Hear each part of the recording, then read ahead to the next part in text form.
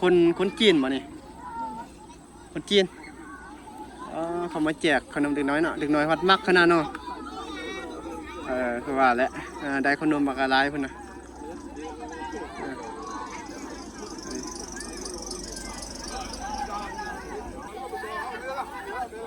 โอ้บ้านพลเงิน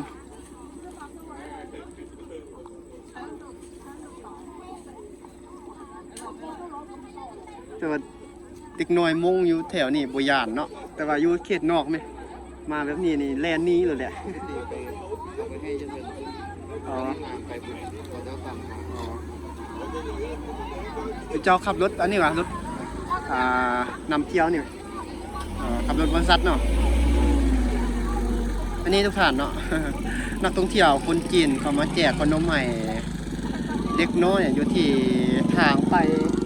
บุรุกุลนึงทางไปซื่อๆนี่ก็แม่นบุรุกุลนึงอันนี้เคสนี้เขาจะเป็นบ้านของชุมชนชนเผ่ามงเนาะส่วนใหญ่จะเป็นบ้านชนเผ่ามงหมดเลย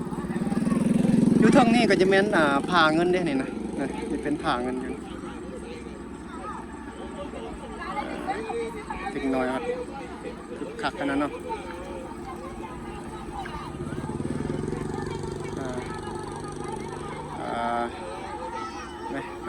ถ่ายรูปแบบบุ้มไหมผู้หนึ่งกันไปปีนขึ้นอยู่เทิงหันเนาะพยานตกเลย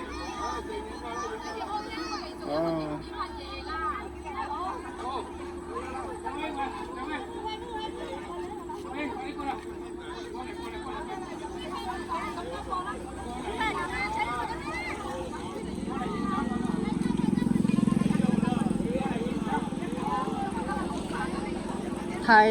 ยด้วยแล้วเต้าหน่อยทำไมไปถูก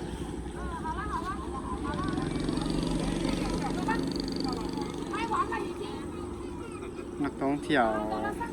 ผิวดำกับม้าอะไรบ้านี่โอ้โห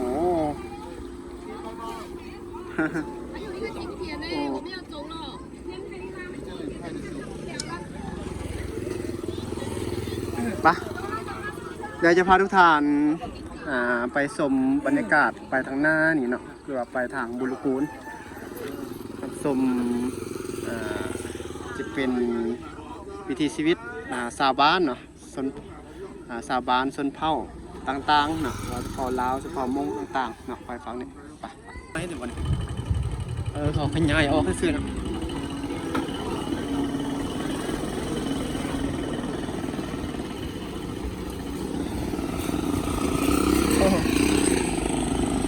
เส้นทางไปบุรุกูลเนาะทุกท่านอัปเดตให้ทุกท่านได้เบิ่งกันอันนี้คือออกมาถ่ายคลิปให้ทุกท่านเบิ่งบรรยากาศตอนแดงเนาะจุดนี้แต่ก่อนหันครัวแห่งนี้เคยหักเนาะหักจากรถ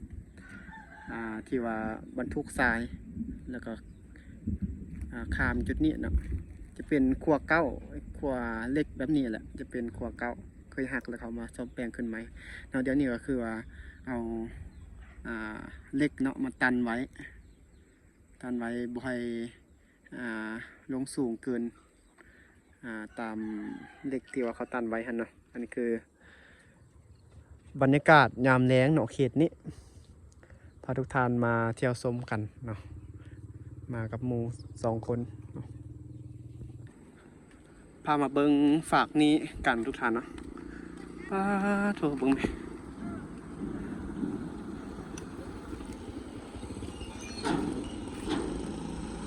มาเบิ้งทงนาเขาอยู่เขตนี้เนาะเขากระซุกเหลืองแล้วพอดีเกี่ยวซ้ำนี้เนาะทุกท่านพอดีเกี่ยวเลยเนาะเขตบานนาหมวงเนาะเขตนี้อยู่ฝั่งนั้นก็จะแมนเป็นผาสูงเนาะทุกท่านเนาะเห็นบ่ท่านี้เขาระเบิดหินหลายเนาะท่านั้นก็ระเบิดหิน ทำลายธรรมชาติทุกท่านเนาะธรรมชาติแบบงามเนาะมาทำลายแบบสิเด็ก1 จุด2 จุดแล้วก็3 จุดนะอันนี้จะเป็นแบบเมืองและท่องเที่ยวเนาะอยู่ใกล้ๆแถวนี้ได้ก็บ่ได้ใกล้ปานใดเนาะมาเฮ็ดมาระเบิดหินแล้วก็เอาหินเนาะโอ้เสียดายทุกท่านเนาะเสียดายธรรมชาติ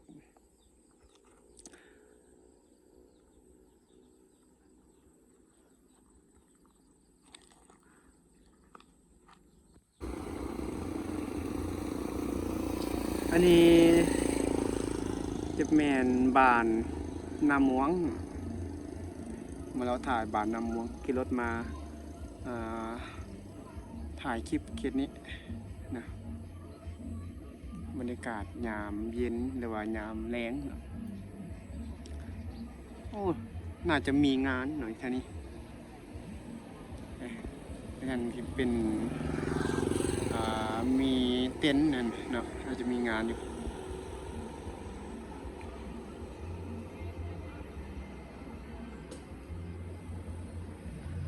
ทางมีตรงงัวเนาะอยู่เขตนอกอย่างสี่มันก็เงียบสงบเนาะบรรยากาศดีแบบนึงเนาะบรรยากาศดีอีกแบบนึงเด้อทุกท่านเนาะยามบุญยามงานนี่ก็ม่วนเนี่ยบรรยากาศที่แบบว่ามันอยู่แบบชุมชนเนาะอยู่ชุมชนเป็นเขตชุมชนอย่างสี่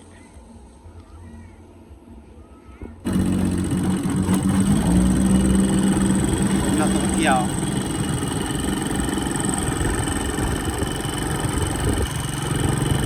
ทางนี้ก็ยังไข่เนี่ยเนาะตอนนี้กำลังจะพากันกลับทุกท่านมืดแล้วเมื่อกี้นี้ขี่รถมาถ่ายจนฮอดเขตบานน้ำม่วงหมดเป็นเขตชุมชนมันนี่เขาขายเลขยังไง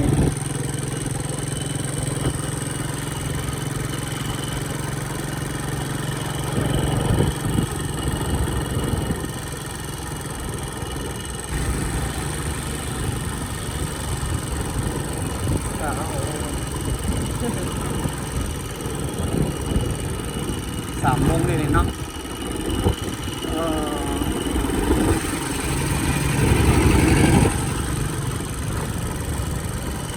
วิถีชีวิต3 โมง